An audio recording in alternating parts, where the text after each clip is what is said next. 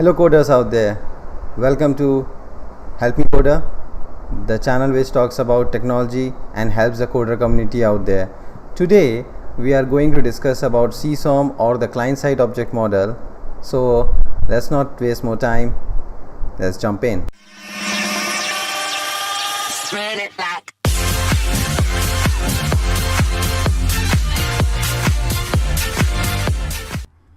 Welcome back. So the high level agenda for today will be like we start with what is CSOM, then I will tell you why we need to use CSOM, and then we go about learning how do you use CSOM. So I will go with some demonstration, some live coding for you, and then we will look into the future of CSOM, all this regarding SharePoint. Let's start with what is CSOM or the client-side object model.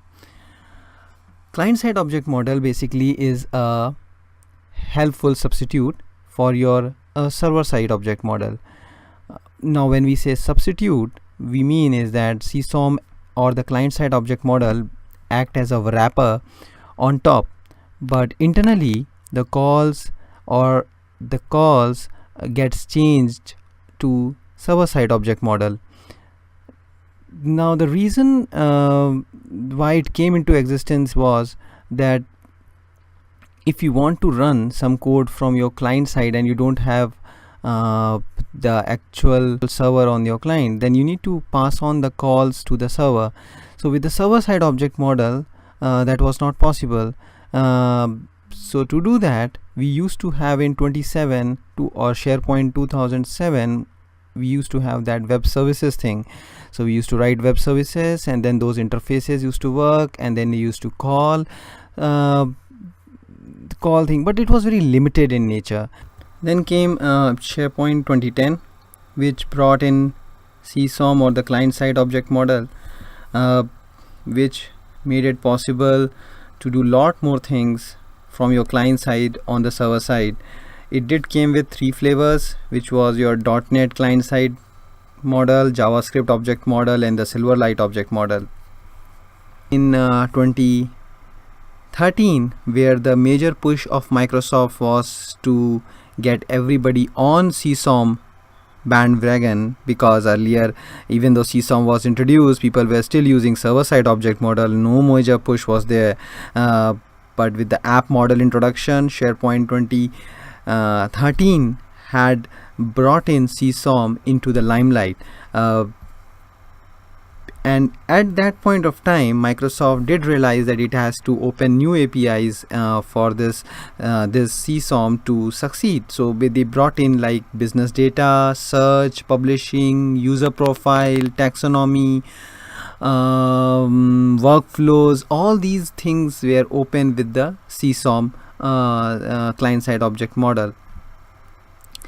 One other major difference between 2010 and 2013 was, which I can show you with this next slide, that if you see this OData and the rest in the lower side for SharePoint 2013. So earlier, as I mentioned, that 2010 there was no direct access to client.svc or the client service. There was no direct access. In SharePoint 2013, they brought in OData and the REST API, which basically can directly hit your service layer, client service, which in 2013 they called it as _API. Now in SharePoint 2016, these functionalities and the APIs have been enhanced even further, so you can do more of the stuff which you were able to do with server-side object model now in a client-side object model. So your boundaries have been increased even further. Coming back to the CSOM architecture, if you see, there are 2 flavors we are discussing over here. This is the JavaScript object model, and this is the managed client object model. When you do send a request through browser using JavaScript object model, you basically use a proxy. So proxy is always required using CSOM. So you create a proxy, request passes through that proxy, and all requests are basically batched up into one XML request. So this XML request goes to your client service, and the client service then converts it into a server-side object model. The corresponding server-side object model basically returns your response from the content database. It goes back into the client service, which returns a JSON response. This JSON response is then served back to you on your browser. Now the same thing goes with the managed client or managed object model. The way we write code is little different, but the way it processes it is almost the same. Now we like to know why CSOM. So why do we need to use CSOM? What are the benefits that it brings to the table, and why it was introduced in the first place? One of the thing or the major challenge that we used to face with the server side was that we had some deployment challenges, we had some development challenges. Deployment challenges is that whenever we have to deploy any server side based codes, there was always a downtime because IS used to reset itself, and this was something that was avoided with client side object model. The full trust code, which is basically not supported in Office 365. Also in the app model, you don't use full trust code or the server side object model. So an app model, you need to use CSOM. So basically this also eases the app lifecycle. So basically when you deploy or when you uninstall an app, the things in the app which are installed part of that app code, like your lists or libraries or the document libraries, they get uninstalled by themselves, which was not the case with the server side object model. So you have to uninstall those things manually. Now other than that, development was one another thing where client side object model had brought good brownies. We used to face a major challenge with the server side code that full trust code requires that the SharePoint is installed on the development machine. So anytime you need to work with your full trust code or the server side object model, that you need to you need to have the SharePoint installed on that machine. While with the CSOM, you can develop against the same thing from the remote machine. Batching is one another place where it has improved the performance and reduced the network traffic. If you can see this picture over here, so you have all the custom client side code that was written in CSOM. So we batch it up. We, like for example, find list, execute list query, get result, all these requests are batched up and into one XML thing, and then it is sent to the server, where on the server all those things are executed, and then they are sent back synchronously or asynchronously on how you have written it. It's sent back to your client side. This basically helps to reduce the network traffic. So batching process helps to improve performance and reduce network traffic, so fewer web service calls occurs between your client and the SharePoint server, which basically reduce the chattiness of your client server interface. Other than that, if you are developing things with your server side code, you need to have Visual Studio. So if you don't have Visual Studio, you cannot develop those server side object model code. But with this client side object model, those things can be implemented with just a content editor web part on your site. So once you access your website through your browser, you can just place a content editor web part, put your CSOM code, and voila, it runs as easy. Now let us dive into the code and understand how we're gonna do CSOM. So let me first go into my VM. Okay, so this is my VM, and let me go quickly through my site. So this is the site where we are going to deploy our first application.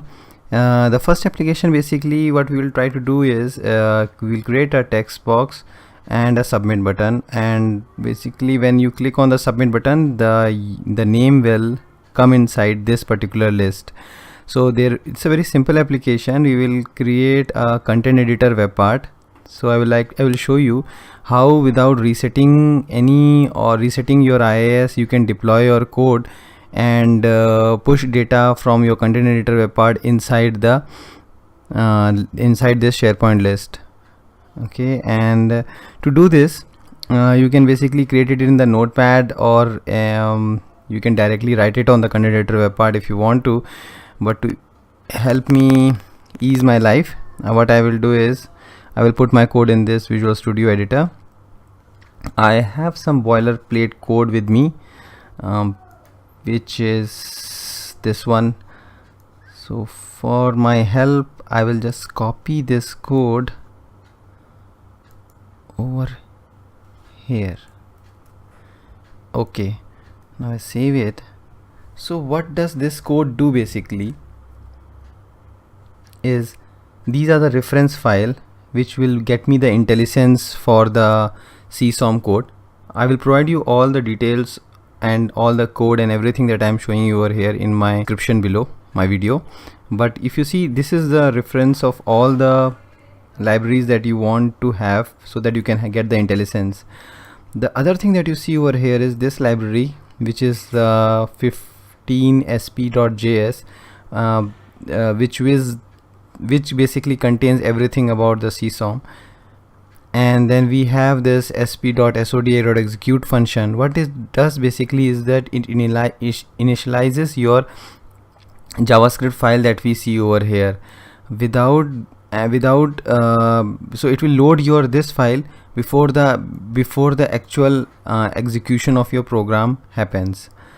Okay, now let us go into the code first. So first I will create a simple HTML input box to basically take the input from here, and then I will need a submit button. So I will have it over here.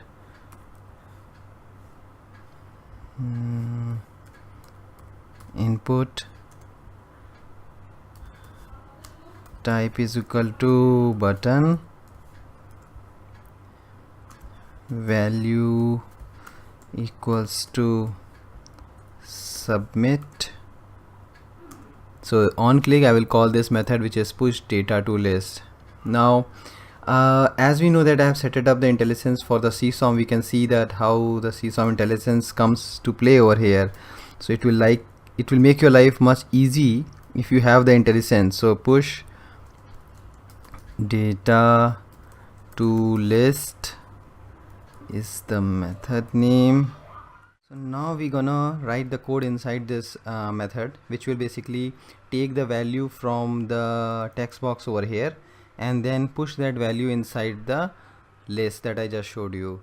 How we gonna do this is, first to get the text box value, we will say something like where the name, we can name it anything, txt name is equal to document, see the IntelliSense document.get element by id. And what's the id? Id is this one. So let's copy this over here. Okay, and I have to, so now we will get the current client context. So to get that context, we will say var ctx is equal to new. So this one you need to see new sp dot. Okay, so we have sp dot client context dot get current get. Okay, we have everything over here. Okay, close it off. Wow, now we say, now we got the context and we need to get the site object, current site. So for that the var need to be small, var web is equal to, we will say context dot, so web is something get, so get, this one is the web object that we want to get. Now after this, now we have got the web object, now we need to get the list object. So we'll say var list is equal to web dot or web dot, so get list. So everything is get underscore, so something get underscore list, so it will get you all the lists that are there. So this is, then we will say get by title, get by title. So the name of the title will be means this name of the list basically will be we just named it as user details. So you just copy the name of the list. So I go back there and then we copy it over here. So this is the name of the list. So we have got the now the list object over here. So now what we want to put that value inside, put the value of the text box inside this list. So what we're gonna create is we'll create a new list item. So to do that, what we will do is where this one is little bit different over here. Item new is equal to do is the list object. So we can create a new list creation information. So this is new list. I think so this one sp dot list. Okay, sp dot full capital sp dot list creation information. After this list, this ls list object, you'll use a list object. So you'll say list, okay, something lst dot, in this list basically we will add a new item, which is, what is this new item, which is the item new. So this will be the item new. Now if so say list item, so this one is, so this one is the list create information. So for anything that we need to create, we need to use this one. And then basically with this list object we are doing an add item, so we'll get this list item. Now actual addition of item will happen by this method where we will refer this list item, we just created dot. So we will set, so here there will be something called set item. So in this set item it takes two parameters, one is the name of the field and what is the value. So this is the column name inside our list. So if I show you the list back, so this will be the name of the column. So this is the name column, and over here the value will be the value of the text box, which is this one. So let me copy the value over here. So this is the actual pushing of value. So once you do this, you have to still say list item dot update.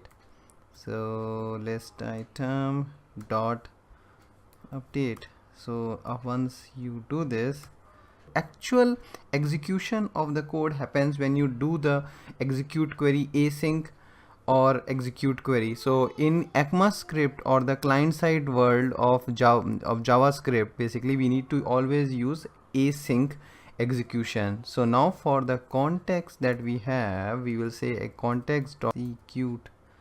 Okay, let me write it then, execute query async,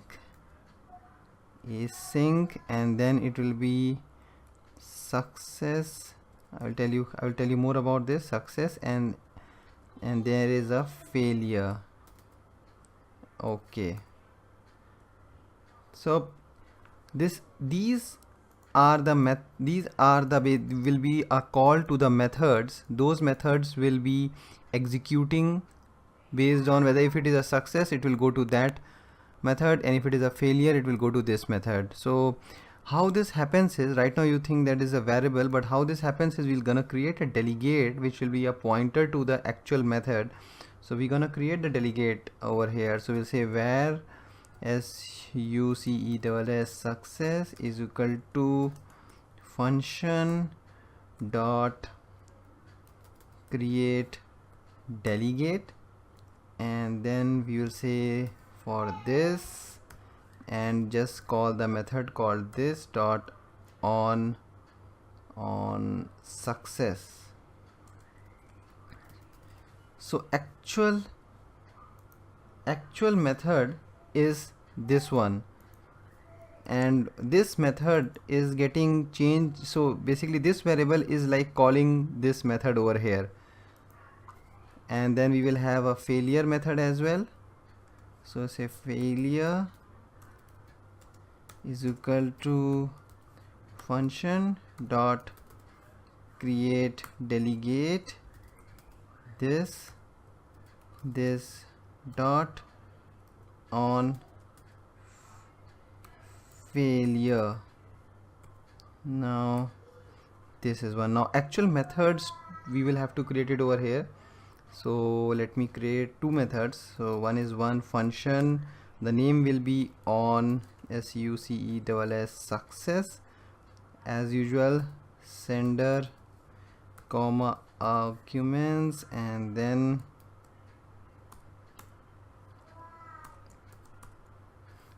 here I will say okay, just let's say alert data inserted. You can do much more over here, data inserted. Okay, then this one, and then on a failure let me copy this and I will paste it back, and I will take this method from here, paste it back it over here, data not inserted. Okay, so this basically does the trick. Okay, let's first test this code out so that we know we are on the right track.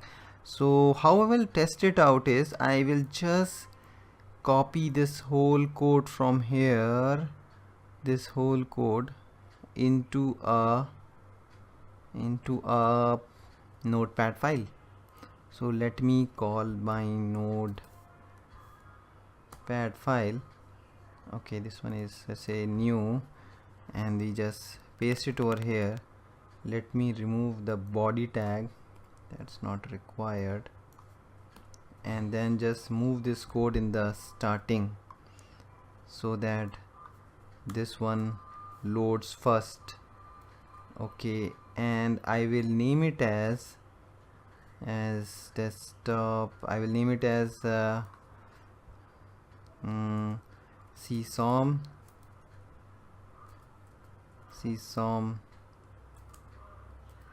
script on content editor web part. Okay, let me save it as a text file. So I have done the save.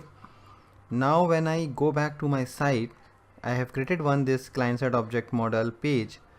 So what I will do is I will add a content editor web part over there. Okay, so before that let me put my text file into some document library. Let me put it over here. So I will go to new document, browse, and open my CSOM desktop. Let me go to the desktop, open my file which is script on content editor web part. Okay, this shouldn't take long. Once it's done, I come back to my page, I do editing on my page and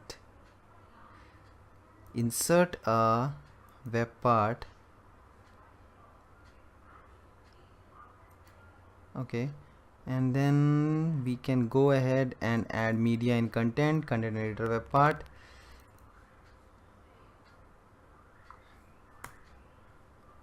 Okay, so this is the content editor web part. Now in this, if you do edit web part, you can see you can type the link to the file. So okay, let me get the location of my file, and .txt. Oh, txt. Okay, so this is the location of the file, and when I say apply and then okay, it will start showing you the HTML part of the code. Then what I can do is close it off. But it's done. Page, save. Okay, so let me type in something over here. Let me type in Hemant Okay, and then I do a submit.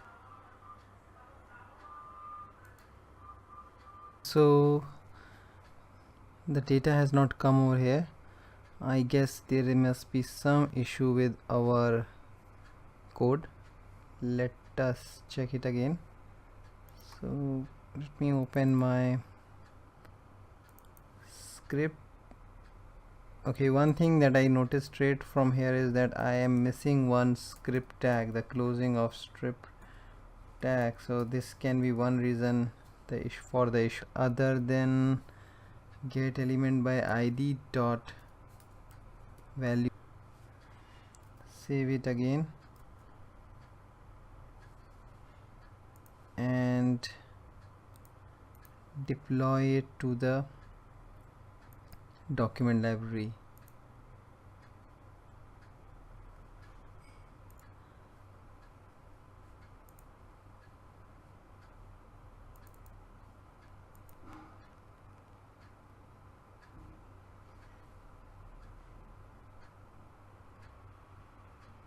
Okay, now let's go back, type in again Hemant and then do a submit. Okay, now we see data inserted. So now the data has reached to the list. Okay, so this is the data. So you can try again putting some data. See, data getting inserted. So we didn't had any IS reset or reloading of this page. It was pretty easy on the content editor web part. We just added directly our code and it started working. Now to add on to this same code, what I wanted to show you is how we can display at the same time whatever data is part of the list. So whenever you add an item, I want to display whatever the content of this list below this content editor web part. So to do this, what I will do is will add one div container to hold the whole data. So let me add a div container over here, div id equals to display div. Then I will say I close off after which, so basically this is a display div which I will access it from my code over here. So before I do so this one is the place till where the data is getting inserted into the list. So I just remove these spaces. So we can use the same context to get the information as well. So I will use the same list object to get all the items. So what I will say, dot get items, not by an ID, because we just want all the collections over here. So I will say list dot get items. So here basically it requires an query. So if you have an query object, what you can do is it's a camel query. So you can write in to specify what are the specific columns that you require. So for our case we only have one column, so let it be. So for the time being I will just leave it empty over here. So I will get this whole item and I will keep this whole list collection into some arbitrary value. So let me create a global variable called variable lst collection.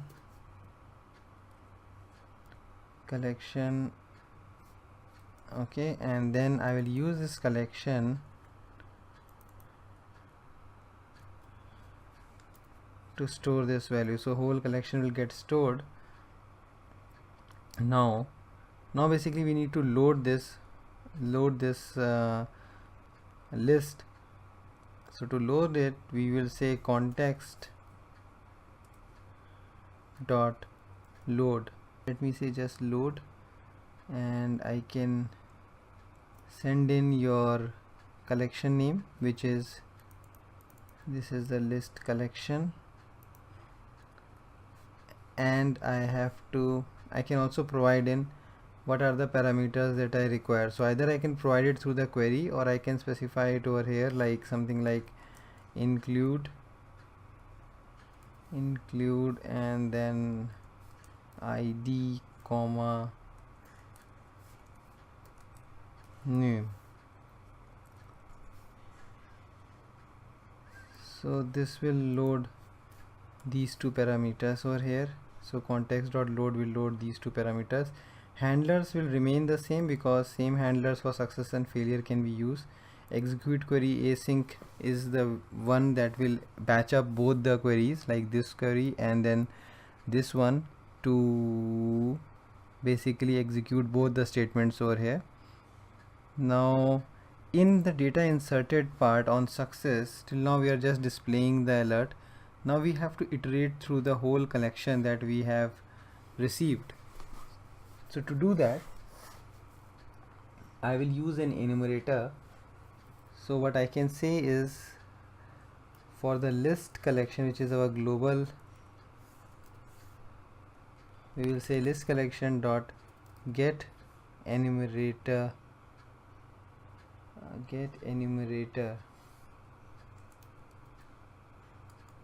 So I don't have, some objects are still not coming on this, not sure why. So say where emp list is equal to list collection dot get kilometer. So it will give me, so I will do an iteration. So what I will do is while, I can use the while condition. So I'll say while emp list dot move next,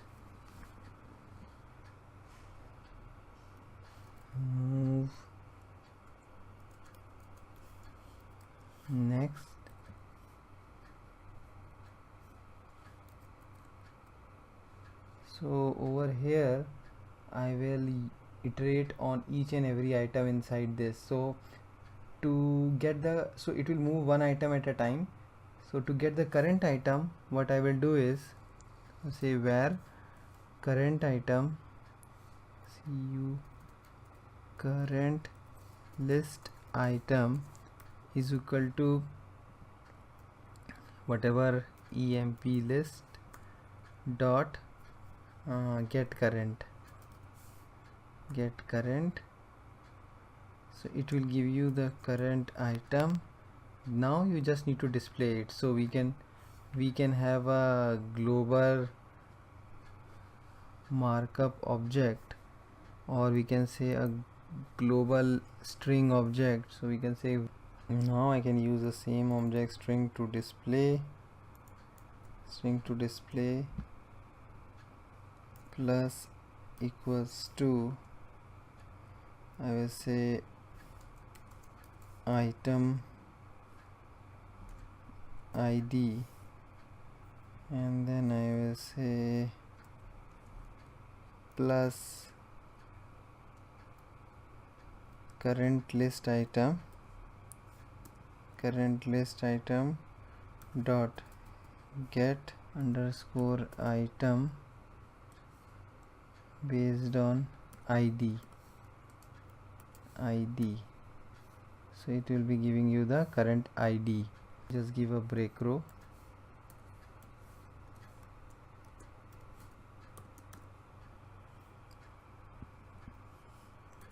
Now same thing I can do it over here again.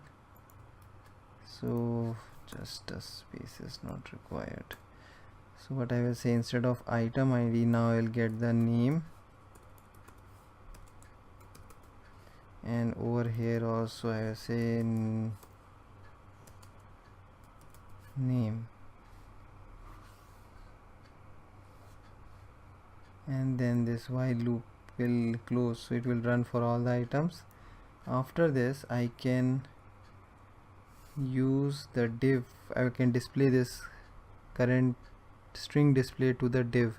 So this is the id, so I can say div display dot inner html equals to string display. Okay, fine. Okay, so this completes the code.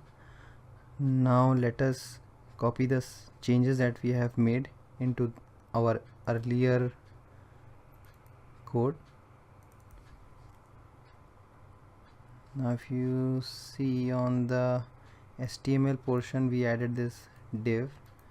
Let me edit this one over here, and now this on success part, we added this code that will display all the list item. So over here on this success portion, this displays the data. Then over here, this code is the one which will retrieve the data from the list. So it will create the list collection and then it will finally load it over here. We pasted this one over here, and finally this is the variable that will hold this collection. So I think so. If this is all, save it off, and then we open our site, go to the document library where we'll upload our this text file. Okay, new document, browse to the text file. Okay, coming back to our code, let's say Tom. So Tom is the new data. Let's push this. Data got inserted and this one gets displayed over here. So all the item IDs with their data is getting displayed. The final one was the Tom. So if you see user details over here, the actual list, so this is the whole data that we have just seen it on that side. So see, this is how easy it is to create the CSOM script and just push it on the content editor web part, or if you have a client application, you can do it over there. So finally coming to future of CSOM, with SharePoint 2016 coming in, we have new versions getting released for client-side object model, the CSOM. Those can be downloaded from NuGet. For SharePoint Online, they released the packages with 16.1 version, and for SharePoint standalone, they released it for 16.0. Basically, if you see, CSOM versions are dependent on your target environment, meaning they are dependent on your server-side version. So if you see SharePoint with SharePoint 2013, CSOM version was 15. With SharePoint 2016, the version became CSOM 16, and for the SharePoint Online, it is 16.1, while SharePoint 2016 clients or local application, we have 16.0, which means that if you are using new CSOM version, which is newer than your SharePoint server-side deployment in your environment, you can face challenges, issues, or exceptions can be visible to you if you are trying to use methods or properties in new CSOM version which is not yet exposed in your server side. So we need to make sure that your version of SharePoint and the CSOM version is same. Now the main question we want to understand over here is that will CSOM be still relevant in future? Because why this question is because SharePoint 2016 package comes with a plethora of modern technologies, and it is now embracing open source framework like Node.js and client web part and client side applications are basically the new building blocks. So where does this CSOM fits in? Because you have client-side applications like Angular and other technologies which can help you develop spa-based applications. So where does this CSOM fits in? According to me, I believe that CSOM is one of the arsenal in your framework or the code that you can use. These new frameworks that have come in, they don't replace what existing options you have for like CSOM, where you will still definitely use it for things to extract from your server side. The new framework, basically they don't replace the existing option, it just adds on top of them. Please do feel to tell me in the comments below, what do you feel about CSOM's future? And once again, thanks for watching this video. Do subscribe our channel Help Me Coder. We will be coming up with more videos to help you and the coder community. Also, please do comment on this video and let me know more about CSOM, and visit my blog SharePoint Drive with Heyman. Till next time, see you and happy coding.